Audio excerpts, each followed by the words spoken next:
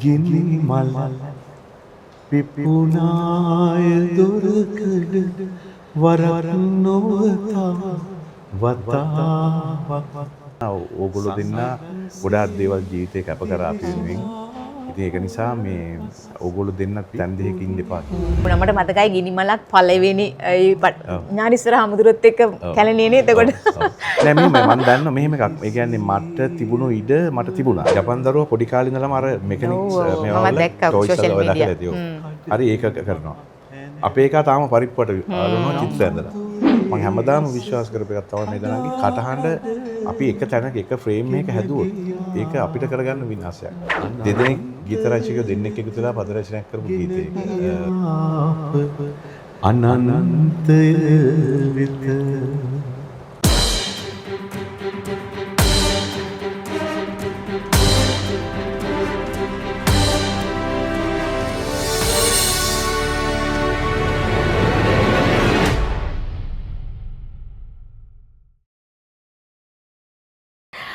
අයිබෝවන් ඕෂෝ මායිමෙන් එහා.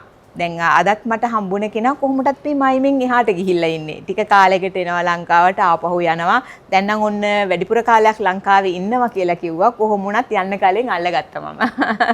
ඉතින් බොහොම කාලයකට කලින් තමන්ගේ පළවෙනි ගීතයෙන්ම ඊටාම ජනප්‍රියත්වයක් ලබාගත්ත ඊටාම ඕනම කෙනෙකුට අහන්න පුළුවන් රසවත් ගීත ගොන්නක් නිර්මාණය කරපු කිත්සිරි ජයසේකර මහත්මයා තමයි අද අපිත් එක්ක ඉන්නේ. බොහොම ආදරෙන් පිළිගන්නවා අයිබෝවන් කියලා. මේ ගිනි මලක් වලින්ම පටන් ගමුද නැත්නම් කැනඩා නේද ඉන්නේ? කැනඩා. ජීවිතේ කොහමද? එහෙ එපා වෙලා දෙන්නේ නැත්නම්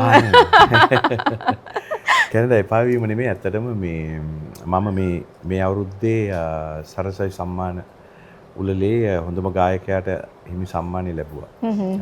ගීසරේ ආපු වෙලාවට. ඉතින් ඒක අරගෙන කැනඩාවට ගිහිල්ලා ඇත්තටම අපේ අදහස තිබුණේ උපේකා එයා කිව්වා දැන් අම්මා වයසයි. එයා තනි මිනිහව බලාගන්න එයා එන්න ඕනේ කියලා. අපි මුලින් තීරණය කිටියේ අම්මව බලන්න එයාව නිදහස් කරනවා කියලා. ඉතින් කෙසේ හෝ මේ සම්මානය අරගෙන කැනඩාවට යනකොට පැටව් නෙමෙයි දැන් අවුරුදු 25ක් ලොකු පුතා 22ක් පොඩි පුතා. ඉතින් ඒ දෙන්න රික්වෙස්ට් කරලා මට කිව්වෙත් නෑ උපේකට තමයි කියලා තින්නේ දැන් තාත්ති විතරක් මෙහෙ ඉන්න එපා මේ අපිට අපිව බලා ගන්න පුළුවන්. තාත්තිගේ කැරියර් එකත් පටන් ගන්න මේක හොඳ වෙලාවක්. ඒක නිසා තාත්තිත් අමිත් එක්ක යන්න කියලා. කොහොමත් ඔය දෙන්නත් නිකන් ගහට පොත්ත වගේනේ දෙන්නට දෙපැත්තේ ඉන්න බෑ මම දන්නවා. ඔය දෙන්නට කියලා තිබුණා. ඒ දෙන්න එකක් කියලා තිබුණා. ඕගොල්ලෝ දෙන්න ගොඩාක් දේවල් ජීවිතේ කැප කරා අපි වෙනුවෙන්. ඉතින් ඒක නිසා මේ ඕගොල්ලෝ දෙන්න තැන් දෙකක ඉන්න එපා කියලා. ඒක හරි වටින එකක් නේ දරු දෙන්නෙකුට. එහෙම හිතන එක ඉතින් මම කැමැත්තෙන් ඉතින් තීරණේ බාරගත්තා. හැබැයි ඉතින් අත්හැරීම අර මෙහෙන් ගියා වගේ ආපහු එන එකේ ලේසිත් නෑ. ඉතින් මෙහෙ ඇවිල්ලා ආපහු ගොඩ නැගෙන්න ඕනේ නේ අපිට.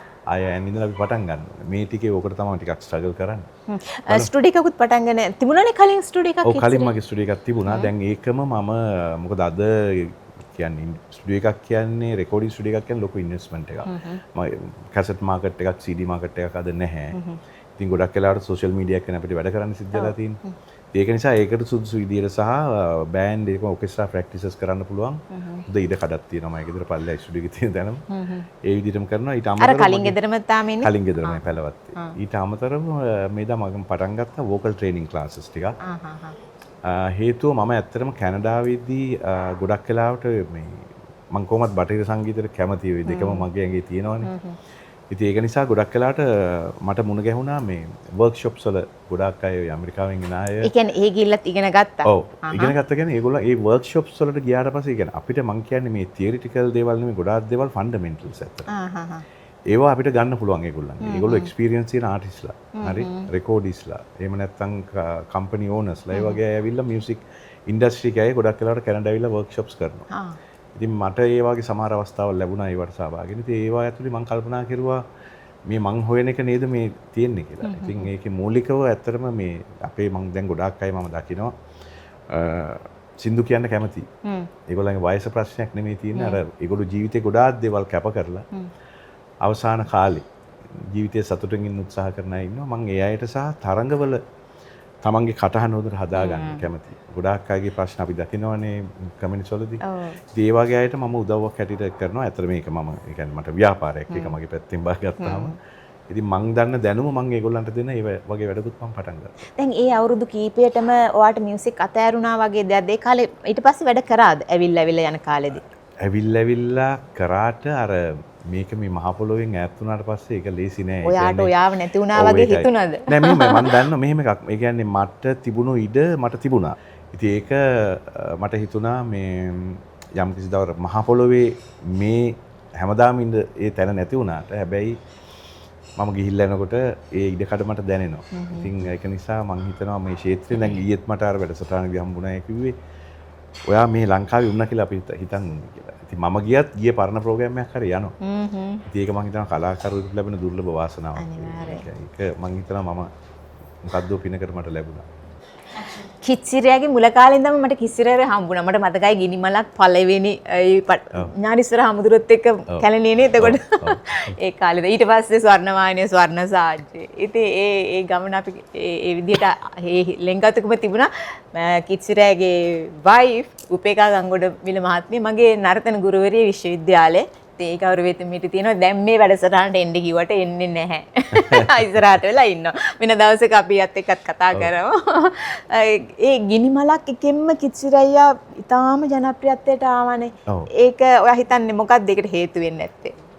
මම හිතන්නේ ඒකයි ඒ කියන්නේ මේ ඒක ඇත්තටම මේ අපි තාරුණ්‍යේ ප්‍රෝග්‍රෑම් එකක් නේ මම හැමදාම මේක සෙනෙෂ් මතක් කරනවා මොකද හේතුව ඒ යාත්‍රා වැඩසටහන මම හිතනවා අපේ තාරුණ්‍යය ඒ කියන්නේ සෙනෙෂ්ට මම හැමදාම ගරු කරන්නේ නිර්මාණකරුවෝ හැටියට අලුත් නිර්මාණකරුවන්ට යා ඒ ඉඩකඩක් හැදුවා අනිවාර්යයෙන්. එතන මේ යාත්‍රා වැඩසටහන ඇතුලේ ඇත්තටම සිනමාව නාට්‍ය සාහිත්‍ය පොතපත ගීත මේවා නර්තන දැන් උපේකා කරපු ලස්සන නර්තන වින්‍යාසයක් ඒ යාත්‍රා වැඩසටහන් එළියට ආවා. රොමැන්ටික් ෆැන්ටසන් කියලා. ඉතින් ඒවා රිසර්ච් වගේ වැඩ. ඉතින් ඒක නිසා ඒක මම හිතනවා මම දැන් අද පරම්පරාවට වඩා මම හිතන්නේ කලාව සහ ඒ කියන්නේ සාහිත්‍ය ඉතිහාසය අපි ඇසුරු කරන්න ලැබුණා. ඒක අර පෙර පරම්පරාවකින් අපිට ආපු එකක් වගේම අපිට අධ්‍යයනය කරලා අපේ නිර්මාණවලට ඒවා ආලෝකමත් කරගන්න හේතුවක් කරගන්න හැකියි. ඉතින් ඒක නිසා මේ වැඩසටහන ඇතුලේ මට දීපු ඉඩ මම හිතනවා මම ඒක රැයකින් ගන්න මට වාසනාව ලැබුණා. ඒකේ ගීතේ ලස්සනේ විෂුවල් එකමත් එක්ක ඒක රැයිම ජනප්‍රිය වුණා නේද? ගීතින් කොටසක් මේ වෙලාවේ ගායනා කරන්න පුළුවන්ද අපහසුයිද? පොඩි අසනීප තත්ත්වයකින් ඉන්නේ මුලින්ම කියන්න ඕනේ ඒක. පොඩි කොටසක් ගායමු. ගිනි මල් පිපුනාය දොරකඩ වරක් නොවතා වතාවක් සඳක්සේ දිලිසුනා පුරපස් පිපුනි දොරකඩ රන්මාලා මදහසත් දිලිසිය මුවග නිමේෂයකට කඩයිමක් ඇඳ නමුදුයේ හස කඩාකඩ ගෙන ගියාප අනන්තය වෙත ගෙන ගියාප අනන්තය වෙත. ඒකයි පද රචනය සංගීතය කාගේද? පද රචනය කළේ දෙන්නෙක්. මම හිතන්නේ ලංකාවේ මේ මං අහලා තියෙන හැටියට මං නිවැරදි කරන්න වැරදි නම් මේ දෙදෙනෙක් ගීත රචකයෝ දෙන්නෙක් එකතු වෙලා පද රචනයක් කරපු ගීතයක ලලිත් මල්ලි සංගීතවත් කරේ ලලිත් වික්‍රමරත්න පද රචනයේ අතරම කීර්ති ආරිදාස සහ ධම්මදිසානායක ධම්මස. ඉතින් ඒ දෙන්න එකතු වෙලා කරපු සජීවී අත්දැකීමක්. ඒ බාණ්ඩේ පොඩි දේවල් පොඩි ෆ්ලොට් එකක් කොයිතරම් දුරකට ගීතයක් ඇතුලේ එළියට ගියාද කියලා. කිසිර ගිනිමලක් එකකින් පස්සේ ඊට පස්සේ අර තුහුරෙක්ගේ සිංහල වර්ෂන් එක දාවේ නැත්නම් ඔයාගේ ඔය මීපැණි රහසක් දාවේ? ගිනිමලක් එකෙන් පස්සේ ආවේ ඇත්තටම තුහිරේ සිංහල ඒ ප්‍රෝග්‍රෑම් එක. ඒකත් මාර විදියට ජනප්‍රිය වුණානේ. ඒක උනේ ඇත්තටම මේ ඉතින් මම ඒ කියන්නේ මේ මං හින්දි සින්දුවලට කොහොමත් කැමතිනේ. කැලුම් තමයි යෝජනාව ගෙන කැලුම් ශ්‍රීමාන්. කැලුම් කිව්වා මෙහෙම කිත්ත වැඩක් තියෙනවා අපි කරමුද? හැබැයි මම එකක් උනේ දැන් මම ගිනිමලක් ඇල්බම් එක කරලා ඊට පස්සේ අපි සම්බන්ධ වුණා සාජ්‍යයට. ඔව් ස්වර්ණ සාජ්‍ය කාලයක්. එතකොට ඔයත් නෑ ඔයගොල්ලන්ගේත් අලුත් කාලේම. ඔව්. කරුණ කාලේ. කරුණ කෙල්ලෝ. ඒක කරලා ඊට පස්සේ කැලුම් මේ යෝජනාව වෙනවා. දැන් මට ඇත්තට මේක පැත්තකින් බය හිතුණා. මගේ ඔරිජිනල්ස් ටික යට යයිද මට මොන හරි වෙනවා නේද? මොකද සාජ්‍යත් කීවේ පරණ ගීතේනේ ඔක්කොම. හැබැයි මට ඒක දෙයක් දැනුණා මම අර සාජ්‍ය ඇතුලේ කරද්දි මම වෙන නොගිය ක්‍රවුඩ් එකකට මම යන්න ගත්තා. ඒ කියන්නේ අපිට වැඩිහිටි පරම්පරාවක් ඇතුළේ ඒක අතිශයින්ම ජනප්‍රිය වුණානේ. එහෙම වුණා. ඊට පස්සේ කැලුම් මේ යෝජනාව ගෙන ආපම මට ආයෙ ටිකක් හිතන්න උනා මේ දැන් මම ගොඩක් කරලා අපි කොපි සින්දු කියලානේ කියන්නේ. ඒවා මේ රටේ නිකන් අර ඒවා නිකන් පල්ලෙහාටම වැටලා තිබුණු දේවල්. හැබැයි කැලුම් ලිව්ව වචන ටික දැක්කහම මට හිතුණා මේක කරන්න ඕනේ කියලා. පළවෙනි ගීතේ මට දුන්නේ මේ පහලා නෂා කියන ගීතේ. ඒ ගීතය පෙනෙනා නිසා අඳුරේ පවා වචන දෙක තුනක් කර කියමුකෝ අපි. මන් දන්නේ උගුර මොකක්ද කියලා තියෙන්නේ. පෙනෙනා නිසා අඳුරේ පවා සිහිනේ වටී පැතුමට වඩා මුළු ලෝකයේ සැරිසරා ආදරේ දුක දරා පරමාදරේ දුක දරා විඳින තුරා පෙනෙනා නිසා අඳුරේ පවා මගේ උගුර ඩ්‍රයි. ඔව් ඒක ඉතින් අපි මේ ඉල්ලි මිල්ලන එකත් කරන අසාධාරණයක්. නමුත් ඉතින් ඔය හඬ අහන්න නැතුවත් බෑ. මේ බේත් ගන්න යන්න ඉන්නේ මේ වැඩසටහන පස්සේනේ. ඊට පස්සේ දැන් මීපෙනි රහසක් ඊට පස්සේ දෙන්නේ. උසරණ සාජ ඔක්කොකින් පස්සේ දෙන්නේ ඒක. ඊට පස්සේ එන්නේ. මීපෙනි රහසක් වලට මුල් වෙන්නෙත් ඔය මේ මගේ නිෂ්පාදකවරයෙක් ප්‍රියන්ත කර්ණංකර ප්‍රියන්ත මගෙන් ඇහුවා මෙහෙම ඇල්බම් එකක් කරන්න කිත්තා කැමතිද? හැබැයි ඒගොල්ලෝ කැමති සින්දු තමයි මට දෙන්නේ. ඉතින් මට විවිධ අයත් විවිධ දේවල් කරන්න වෙනවනේ. මං කිව්වා හරි කරමු කියලා. මීපෙන් රසක් කියන ගීතය ඔන්න ඊට පස්සේ ලියුණා. ඒක ලිව්වේ සුනිල් විමලවීරයන්. එතුමා අද ජීවිතුන් අතර නැහැ. මේ මොහොතේ බොහොම ආදරෙන් සිහිපත් කරනවා. ඒ වගේම සංගීතවත් කරේ සිරිල් පෙරේරා මහත්මයා. ඒ දෙන්නම අද නැහැ. නමුත් මේ ගීතය මතු වුණා.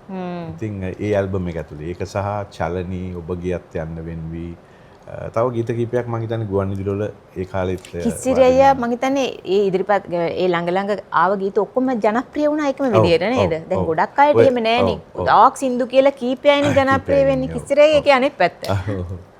ගොඩක් ඒ වගේ ජනප්‍රිය ගීත මතු වුණා. ඉතින් ඒක ඇත්තට මේ වෙලාවේ ආදරේ මතක් කරගන්න ඒවකට ගුවන්විදුලි සහ රූපවාහිනීට අපේ සහෝදර අපේ කාලයේ සහ අපිට ඊළඟ අලුත් පරම්පරාවේ ගොඩක් ඉක්මනින් මේවා සමාජගත ජනගත කරා. ඒක හරි වටින දෙයක් වුණා ඒ වෙලාවේ. අද වගේ ගොඩාක් දේවල් තිබුණේ නැහැ නේ සෝෂල් මීඩියා නැති කාලයක්. ඉතින් ඊට පස්සේ තමයි මම මගේ ජීවිතේ වෙනස්ම දෙයකට මම අත ගැහුවේ වසර 2000 දී ඔය සින්ඩරෙල්ලා ගීත එකතු. ඒක මම හිතනවා මගේ ජීවිතේ මම කරපු ලොකු රිසර්ච් එකක්. ඒක ඇත්තටම රිසර්ච් එකක් කියලා මේ දරංගේ අදත් දැනෙන්නේ ඒ ගීත වල පද රචනා වෙනස්. සංගීත ආරවල් වෙනස්. ඒ කියන්නේ එතන දැන් ස්පැනිෂ් ගීත, අරාබි ගීත, ඒ සංගීතය ඇසුරු කරපුවා ජන සංගීතය, ඒ වගේම මේ තියෙන ෆිල්ම් මියුසික් පැත්ත ඒවත් ගොඩාක් දේවල් එක ගසල් සංගීතය ඇසුරෙන් සහ ඔය තරානා වගේ දේවල් යූස් කරලා කරපු දේවල්. ඒ කියන්නේ ඒක මහා විචිත්‍ර වැඩක්. ඒකට හරියටම ගියා අවුරුදු 4ක් 2000 පටන් ගත්තේ. 2004 තමයි මම කොන්සර්ට් එකකින් ඒක එළියට දැම්මේ. දැන් ඔය ආభాෂයෙන්නේ කොහොමද? මම දන්නේ විදිහට කිසිට ටිකක් දුර පළාතක කෙනෙක් නේ මේ කොළඹ ඇවිල්ලා මේ යම්කිසි මොකක් හරි ආభాෂයක් වෙන්න ඕනනේ කෙනෙකුට. කියන ස්වභාවිත පැත්තටනේ වැඩිපුර බර මිනිස්සුන්ට ගීතයක් කියන්න පුළුවන් ජනප්‍රිය වෙන්න ඕන තරම්. ඒක කොහොමද ආවේ? මං ඇත්තටම මේ පොඩි කාලේ ඉඳලම මම දන්නේ මගේ ජීවිතේ මං වෙනස් දේවල් කරන්න කැමති කෙනෙක්. ඒ කියන්නේ මට වඩා ඉතින් කියන්නේ ලෝකේ දිහා මම බලන්න පටන් ගත්තා. මගේ අවටට වඩා මම එළිය බැලුවා ගොඩක් වෙලාවට. එළියේ දේවල් මම මගේ ජීවිතේට ගත්තා. හොඳ දේවල්. ඒ විතරක් නෙමෙයි සංගීතය කියන එක ලෝකයේ භාෂාවක් හැටියට මම දැක්කේ. ඒක විශ්ව භාෂාවක් කියන අපි කියන්නේ. ඒ විශ්ව භාෂාව ඇතුලේ ප්‍රකාශනය කියන්නේ ඇත්තටම අපේ භාෂාව. එතකොට ඒ ප්‍රකාශනය වචනේ කියන්න පුළුවන් ප්‍රමාණය ඉවරුණාම එතනින් සංගීතය පටන් එතනින් සංගීතය ඔව්. එතකොට ලෝකෙ මුලින්ම බිහුණා කියන්නේ සංගීතයනේ මේ පරිසර පද්ධතිය ඇතුළෙන්ම නෙමේ සියලු දේ බිහි වෙන්නේ. එතකොට මිනිස්සයා කියන කෙනා මේක ආග්‍රහණය කරගෙන ඔහු නිර්මාණකරුවෝ බවට පත් වෙනවා. ඉතින් මම ওই දේවල් පොතපත කියවනවා, ගොඩාක් දේවල් මම ඇසුරු කරනවා, බලනවා. එහෙම වෙද්දි මම දිනෙන් දින අප්ඩේට් වෙන්න මට තේරුණා මගේ දැනුම මට වැඩි වෙනවා. එහෙම නැතුව මම ගුරුවරයෙක් ඇසුරු කරලා මගේ ජීවිතේ එහෙම ආලෝකයක් ගත්ත කෙනෙක් නෙමෙයි. මට හිතුණා මේ ස්වභාව ධර්මය ඇතුළේම ජීවත් වෙන කෙනෙක් මම කියලා. ඒ හරහා තමයි මගේ නිර්මාණ මම ගොඩක් කරාට සහ කටහඬ කියන එක මම හැමදාම විශ්වාස කරපු එකක් තමයි මේ දනන්ගේ කටහඬ අපි එක තැනක එක ෆ්‍රේම් එකක හැදුවොත් ඒක අපිට කරගන්න විනාශයක්. මම කියන්නේ මේ කටහඬ විවිධ විදිහට ගෙනියන්න පුළුවන්. ඉතින් මේ නිර්මාණ ඇතුලේ මම කරේ ඇත්තට මේ වැඩි. මම ගායනා කරුවේ මට දැන් ගායලා මෙතන පෙන්නන්න බෑ මේ උගේ ප්‍රශ්නයක් නිසා. දැන් අමිෂා කියන ගීතයේ ෆෝල්සෙටෝ සිං කරන්නේ ඉහළ තැන් වලට. ඒ වගේ තව දේවල් තියෙනවා. පහළ තැන් වල අපි කොහොමද අර නුරාබිඳු කියලා ගීතයක් තියෙනවා. ඒකේ පහළ ඊටාම තැන් වල අපි නිකන් තරාන එකක් එනවා. තෝම් තනනනන තේම් තනනනන තෝම් තන ඔය වගේ එකක් බෑග්ග්‍රවුන්ඩ් යනවා හැම වෙලාවෙම. ඒක උඩ තමයි වොයිස් මියුසික් ඔක්කොම යන්නේ. බේස් වෙන්නේ අරක. ඒවා එතකොට මුදු සඳරැස් කියන ගීතය කියන්නේ ඒක මම හිතනවා මේ අපේ ලංකාවේ විද්වත් ආචාර්යවරයෙක් හිටියා ඉන්නවා මේ සුරේන් විජේසිරිවර්ධනය. ඔබ දන්නේ. ඔව්. එතුම එක්තරා අවස්ථාවක මේ ගීතය අති විශිෂ්ට ගීතයක් කියලා. ඒ කියන්නේ මේ ගීත භාවිතා කරපු ඒ කියන්නේ අලුත් පරම්පරාවක්. මේක තව අවුරුදු ගාණක් ඉස්සරහට ගෙන්න. හැබැයි ඒ වහනා ඉන්නවා. ඒක මේ ජනප්‍රියතලයයි නෙමෙයි. විශේෂ මියුසික් අහන අය මේ මියුසික් දන්නවා. ඒකෝ ඉල්ලනවා සමහරලාට ඒවා ගියාම. සංගීතය ගැන අවබෝධයක් තියෙන අය අනිවාර්යෙන් ඒක රස විඳිනවා. ඔව්. ඉතින් ඒ විවිධ ශානරයන් ඇතුලේ මම කරපු නිර්මාණ මම හිතනවා අදටත් පවතින මම ලොකුම සතුට දන්නවද? අදත් මේ තරුණ පරම්පරාවේ තරුණ මේ කොල්ල කෙල්ල මේ අලුත් පරම්පරාවේ මගේ ගීත ගායනා කරන තරඟ වේදිකාවල. අනිවාර්යෙන්. ඔය නදීක මට එක්තරා වෙලාවක කිව්ව දෙයක් නදීක ගුරුගේ කිත්තා මේ සමහර මේ අලුතෙන් එන තරුණ කෙල්ල කොල්ලන්ට ටිකක් වෙනස් විදිහේ ගීතයක් ගායනා කරලා ඒගොල්ලන්ගේ හැකියාව පෙන්වන්න ඕන වුණාම ඔයාගේ සින්ඩරෙල්ලා අමීෂා රංගදරය. ওই තැන් තුනක තියෙන ගීත තුනක්. අමීෂා වෙනම තැනක ඔය මං කිව්ව ෆෝල්සෙටෝ සිං කරන එහෙම එකක්. රංගදරයා කියන්නේ තනිකර තාල දෙකක් ඇතුලේ ගායන එකක්. 4-4-6-8 දෙක ඇතුලේ ගායනා කරන එකක්. එතකොට සින්ඩරෙල්ලා තව විදිහක එකක්. ඒවා ඒගොල්ලෝ ගායනා කරලා පෙන්නනවා කියලා තමන්ගේ හැකියාව මතු කරගන්න. ඉතින් මං ආශිර්වාද කරනවා මේ පරම්පරාවට. දැන් කිචිරි අයියා දැන් කැනඩාවේ ඉන්න කාලේ කොහොමද ලයිෆ් ස්ටයිල් එක ඔය විදිහට සංගීතය අසුරු කරන්න. එහෙමත් නැත්නම් සමහර අය පිටරට ගියාට පස්සේ එහෙ ඉන්න අයට සංගීත උගන්වනවා. ඒ වගේ අවස්ථා අපි දැක්කා. එහෙම හම්බුනේ නැද්ද? අපි නෑ. මගේ ක්ලාසස් මං කරා එහෙ. ඒ කියන්නේ ඒක ඇත්තටම පොඩි කමියුනිටි එකක් නේ අපේ රටත් එක්ක පොඩි ප්‍රමාණයක් ඉන්නේ. හැමදාම උණ ගැහෙන අය ඉන්නේ. ඒක ටික කාලයක් ඇද්දි විශේෂයක් වෙන්නේ නෑ. හැබැයි මට සමීප අපේ පවුලට සමීපෙච්ච ගොඩක් අය වුණා කැනඩාවේ. මම මේක බොහොම ආදරෙන් සිහිපත් කරනවා. මොකද හේතුව අපි කලාකරුවෝ හැටියට ගියාම එහෙ අපි සාමාන්‍යයි බවටපත් වෙනවා. හැබැයි ගොඩක් අය මට කිව්වේ ඕගොල්ලෝ ජීවත් වෙන විදිය හරි. ඒ කියන්නේ අපි හැම දෙයකටම ඒ කියන්නේ ආඩම්බරකම ගොඩක් අය කිව්වා අපි ආඩම්බරයි කියලා. ආඩම්බරකම නෙමෙයි මේ දනංගේ. ඒ කියන්නේ අපි තැනක ජීවත් වෙද්දී අපේ මවුරට නෙමෙයි. අපි ඒ රටේ ගිහිල්ලා අපේ කමියුනිටි එකත් එක්ක උමනාවට වඩා ගැටීම් ඇලීම් ඇති කරගත්තාම වෙන්නේ අනවශ්‍ය දේවල්. ගොඩක් වෙලාවට අපි සාමාන්‍ය අය බවට ඒ රටවලපත් වෙනවා.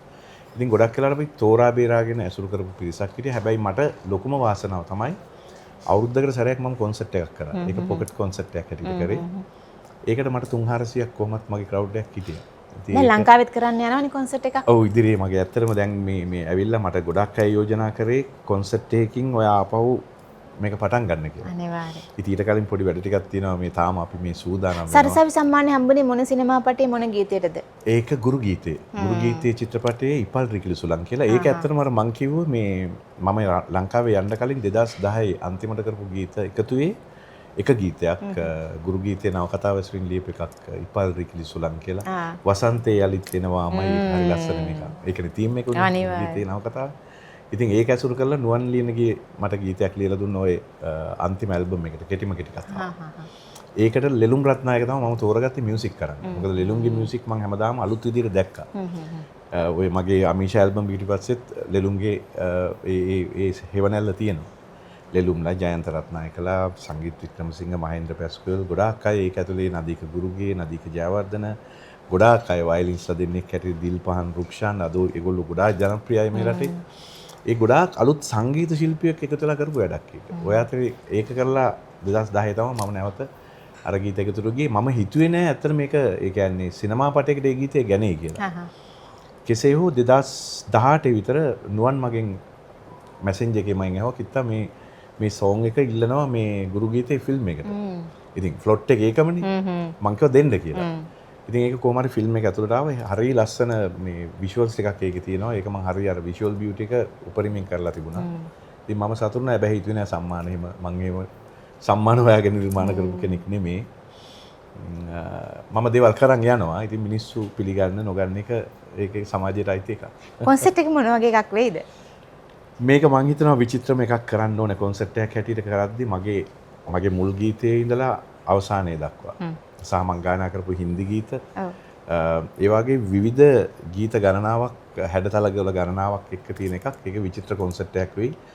මේක ටිකක් මට ටිකක් ලොකුවට කරන්න ඕනේ. අතර මේ කාලේ මම එක තැනක් කිව්වා මට ගොඩක් අය දොස් කිව්වා ඔයා ස්පොන්සර්ස්ලා හොයලා ඉන්න එපා. ඔයා බලන්න. ඔයා පටන් ගන්න ඊට පස්සේ ස්පොන්සර්ස්ලා ඔයා ළඟට එයි කියලා. ඉතින් මේක ලේසි නෑ. අපි ජීවිතේ පටන් ගන්න කාලේ මේ නැවත ආපහු ඇවිල්ලා ආයෙ මුලින් ඉඳන්. වාහනේ ඉඳලා හොයාගෙන යන්න වෙලා තියෙනවා. ඉතින් ඒක නිසා දැන් ඔය මේ උපේකා මිස්යි මම මිස් කියලා කියන්නේ මගේ ගුරුතුමී ඉඳ උපේකා ගංගොඩවිලි මහත්මයයි දෙන්න එකතු වෙලා මොකක්වත් වැඩක් කරලම නැද්ද තාම මේ වෙනකොට? මොකද එතුමිය තාම නෑනේ මම. ඒක තමයි වගේ වැරද්ද. වැඩක් කරන කාලේ මම යාව ගත්තා. ඉතින් ඒක මම ඇත්තටම දුක් වෙන දෙයක් තමයි ජීවිතේ. මේ ඒ කියන්නේ මට මම එයාගේ ජීවිතේ උදුර ගත්තද කියලා. ඒ කියන්නේ ඒක ඔයා දන්නවනේ. ඔයා දන්න ඉස්සර මිස් එනකොට හරි උසයි ලස්සනයි ස්ලිම් අපි නිකම් වශී වෙලා බලන් ඉන්නේ කැම්පස් එකේ තිච්ච ලස්සනක් තිබ්බ කෙනෙක්. ඉතින් මම ඇත්තට එයාගෙන් වැඩක් ගත්ත මදි. ඔව්. ඉතින් ඒක තමයි. ඉතින් මං කියන්නේ කලාකාරයෝ විවාහ වෙන්න හොඳ නැහැ. කලාවට ජීවිතේ කැප කරලා හිටියා නම් නෑ දෙන්න එකතු වෙලා මොනාරි කරන්න පුළුවන් හැබැයි දැන්. ඔය කොන්සෙප්ට් එකේ හරි නෑ මං මෙහෙමයි දැන් මෙයාගේ තියෙනවනේ නර්තන ඒ කියන්නේ එයා ගොඩක් වෙලාට කොරියෝග්‍රාෆර් කෙනෙක් හැටියට එයා ගොඩ නැගෙනවා. එයා කරපු දේවල් තියෙනවා. මං එතුමියට ආරාධනා කරන්න ඕනේ මේ කියන්න මං දැන් අර ගිහලා ගෙදර ගිහලා කියන්නම් මේ ඒ වැඩේට දායක වෙන්න කියලා. මොකද හේතුව මං හිතනවා එයා හදපු ගෝලිය ගොඩාක් ඉන්නවා. නර්තනයේ අර උඩරට පහතරට සංකල්පනේ පමණක් නෙවෙයි. ඒ කියන්නේ මොඩර්න් ආර්ට් කියන එකත් ඇයි තාම හොඳින් ප්‍රගුණ කරපු කෙනෙක්. ඒක කරලා පෙන්නපු කෙනෙක්. අනිවාර්යෙන්. ඉතින් ඒක තමයි. පුතාලා දෙන්නගේ කොයි පැත්තට? සංගීතේ පැත්තටද නර්තනයේ පැත්තටද වැඩිපුර කැමැත්ත තියෙන්නේ? ඒගොල්ලෝ කුඩා කාලේ උපේකයි නර්තනය ඉගෙන ගත්තා. ඒ කියන්නේ දැන් අපි ගිහිල්ලා මම සංගීත පැත්ත කරද්දී උපේක නර්තන පන්ති ටික කරා. ඒකට මේ දෙන්නම ආවා. හැඩ තියෙනවා. හොඳට හැඩ තියෙනවා මේ ගීත ගායනා කරන්නත් පුළුවන්. ගීත ගායනයේ තමයි ලොකුම එක තියෙන්නේ. ලොකු පුතාට තියෙන්නේ තනිකර ඔය මේ 70 80 දශකවල ඉන්න එල්විස් ප්‍රෙස්ලිලාගේ වගේ බටහිර ආරක කටහඬක් ලොකු පුතාට තියෙනවා. හරි ඩීප් වොයිස් එකක්. හරිම ඩීප් එක. හරි ලව්ලි මං හරි කැමතියි. ඩයෆ්‍රම් වොයිස් එකක් එයාගේ ඇතුලේ තියෙනවා. පොඩි එක්කෙනාටත් ඒක තියෙනවා. ඊට අමතරව එයාව එඩ් ෂෙරින්ලාගේ අලුත් පරම්පරාවේ ඒ සින්දු ෂෝන් මෙන්ඩිස්ලාගේ වගේ ඒවත් ගායනා කරනවා. මේ දෙන්නටම හරි ක්ලියර් පියෝ වොයිසස් දෙකක් ඒක. එකම අවුල දන්නවද? එකම අවුල මගේ ගීතයක් ගායනා කරන්න ගියාම තාත්තිගේ වේරියේෂන්ස් වැඩි කියනවා. සින්දු වල. ඉතින් මම ඒගොල්ලන්ට කියන්නේ දැන් භාෂාවත් සිංහලනේ. සිංහල කතා කරනවා. ඔයා ඉංග්‍රීසි වලින් කතා කරොත් ඒගොල්ලෝ සිංහලෙන් උත්තර දෙනවා. ඒ වගේ දැනුමක් තියෙනවා. හරි හොඳට ඒ චතුරව හසුරනවා. නමුත් ගීත ගායනාව කරන කෙනෙක් විශේෂයෙන් තාත්තගේව අත තියන්න කැමති නැහැ. ඉතින් මම ඒගොල්ලන්ට කියලා දෙන්නේ නෑ. මගේ ගීත මගේ විදිහට කියන්න එපා. ඕගොල්ලන්ගේ විදිහට කියන්න. එතකොට ඒක අලුත් එකක් මතුවෙනවනේ. අනිවාර්යයෙන්. ඉතින් නමුත් ඉතින් හරි බයයි.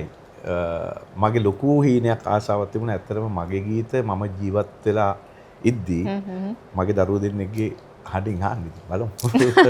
දැන් ওই කොන්සර්ට් එකේ මට හිතෙන විදිහට පුළුවන් පවුල එකක් විදිහට කරගන්න.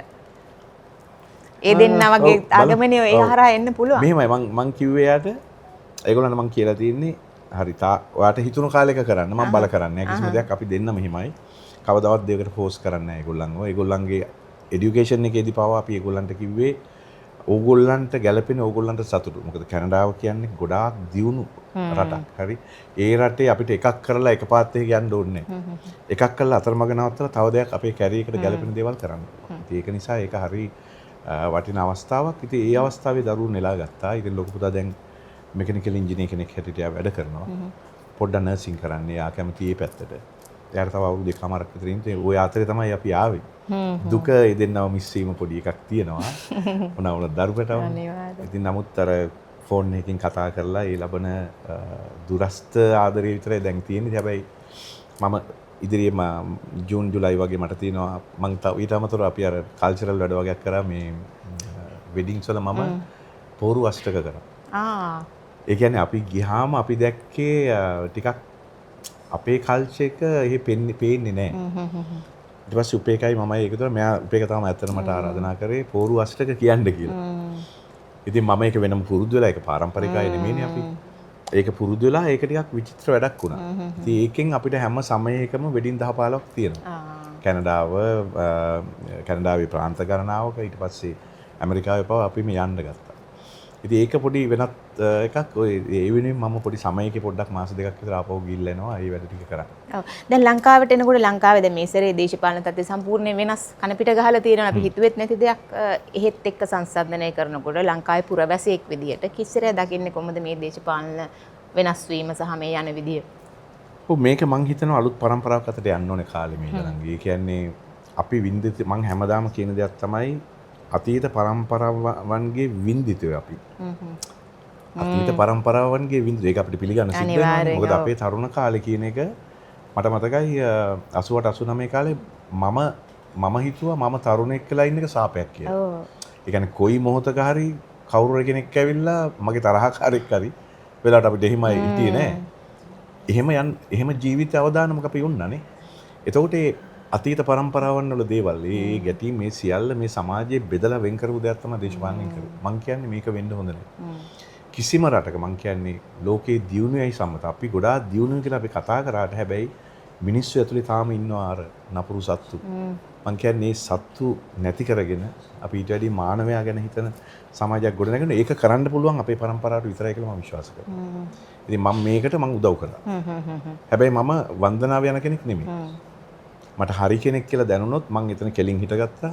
මගේ බිරිඳත් එහෙමයි, උපේකත් එහෙමයි. ඔයා දන්නවා ඒක. කෙලින් තීරණ ගන්න කෙනෙක්. හැබැයි අපි බලාපොරොත්තු දෙයක් නොවන දෙයක් වුණොත් තව කෙනෙක් හොයන්න වෙනවා. දැන් අවුරුද්දක් ගිහිල්ලානේ සතුටුයි දෙය හිටගත්ත පැත්ත ගැන. මම කැමතියි. මම ඊටාම කැමතියි මොකද හේතුව මේ දනන්ගේ මම ලෝකෙ දැක්කා. ලෝකෙ දියුණු රටවල ජීවත් වෙනවා. හරි. එතකොට අපිට මේ තිබුණු මං ලොකු වාසනාවක් කියලා මං ඒක එක පැත්තකින් හිතන්නේ මිනිස්සෙක් වුණා පොඩ්ඩක් එළිය ගිහිල්ලා ඉන්න ඕනේ. ලෝකෙ දිහා බලලා ඉන්න ඕනේ. මොනවද මේ ලෝකෙ සිද්ධ වෙන්නේ? මේ ඊයේ පෙරේද මට යාළුවෙක් කිව්වා මේ ජපානයේ මේ මගේ පුතෙක් ඇත්තටම කිව්වේ කතාව. බාප්පා මේ ජපානයේ එක ડોකියුමන්ට් එකක් පෙන්නුවා මේ ඉංග්‍රීසි ડોකියුමන්ට් එකක්. ඒකේ ජපාන් දරුවා සහ මේ ලංකාවේ දරුවා පෙන්නලා කම්පෙයාර් කරලා තියෙනවා. ජපාන් දරුවා පොඩි කාලේ ඉඳලම අර මෙකැනික්ස් මේවා වල ටොයිස් වල දැකලා තියෙනවා. හරි ඒක කරනවා. අපේ එකා තාම පරිප්පුවට අලනවා චිත්‍ර ඇඳලා. ඉතින් මොකද්ද මේ ලෝකේ? අපි කොහෙද ඉන්නේ? මං කියන්නේ ඒකයි මේක වෙනස් කරන්න පුළුවන් එකම පරම්පරාව අපි. මොකද අපිට අත්දැකීම් ඕන තරම් තියෙනවා ජීවිතේ. ඒකට මේ පරම්පරාව කෙනෙක් තමයි මං විශ්වාස කරනවා මේක අපිට කරගෙන යන්න පුළුවන් වෙයි කියලා. ඉතින් මෙතනින් එහාට මං කියන්නේ මෙතනින් එන කෙනෙක් මෙතනින් එහා කෙනෙක් ගන්න ඕනේ. නැවත පරණ බෝතල් වල වයින් පුරවන ක්‍රමයකට යනවනම් මං හිතනවා අපි මේ රට දෙන එක තීරුම් නෑ ආපහු. මං හිතනවා එහෙම නොවේවි කියලා. ඉතින් ඒ බලාපොරොත්තු බිඳන හැර අත්න හැර රැකගෙන යාම මං හිතනවා මේ වර්තමාන පරපුරක් ඉන්න රටක ආණ්ඩු කරන ඒක එයාගේ වගකීමක්. ඒක යුතුයකමක්. ඒක එක හුරයිසකින් නෙමෙයි දෙවුරින් දරන්න ඕන. ඒ විශ්වාසය. මං හිතනවා ඒක මිනිස්සුන්ගේ කඩ කරොත් මං හිතන්නේ අපි හැමදාම එහෙමනේ හෙව්වේ. තියෙන කෙනා වයින් කියලා තව කෙනෙක් එනවා. මම 94 ඉඳන්ම උත්සාහ කරුවා. දේශපාලනේ කතා කරොත් මට දවසක් කතා කරන්න පුළුවන්. හැබැයි අපි වෙන දවසක් කතා කරමු. හරි. බොහොමත්ම ස්තුතියි ආයේ අසනීප තියාගෙන අපේ ආරාධනාව පිළිගත්තට. ආයේ දවසක මිස් එක්කම එන්න ඕනේ සාකච්ඡාවට. එහෙනම් සියලු දේවල් සාර්ථක වෙන්න කියලා හදවතින්ම සුබ පතනවා. එහෙමනම් ඕෂෝ අපේ නාලිකාව subscribe කරලා තියන්න, bell button එක click කරලා තියන්න. එතකොට මේ වගේ අලුත් වීඩියෝස් ඔයගලන්ට නිරන්තරයෙන් එනවා. තවත් දවසක හම්බ වෙමු එහෙනම්. අයබෝවන්.